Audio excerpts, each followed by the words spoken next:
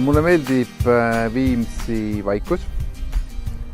Okei, siin on kajakate kisa praegu ümberringi, aga see ongi see õige, et nii-öelda loodushääled ja see merekohin ja see tuul ja see, et meil tänu tuulele pole sääski ja kõik muu selline, et see keskkond on inspireeriv ja nii mina kui mu meeskond, me peame hästi palju töötama oma peadega, lahendama keerulisi probleeme ja seda on kõige parem teha sellises vaikuses ja rahus.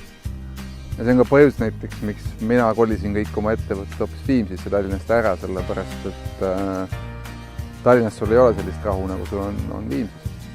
Ja elukeskkonnana on ta inspireeriv, töökeskkonnana on ta veel inspireerivam. Eks ma arvan, see ongi see, miks mulle Viimsi meeldib ja miks ma siin tahan olla.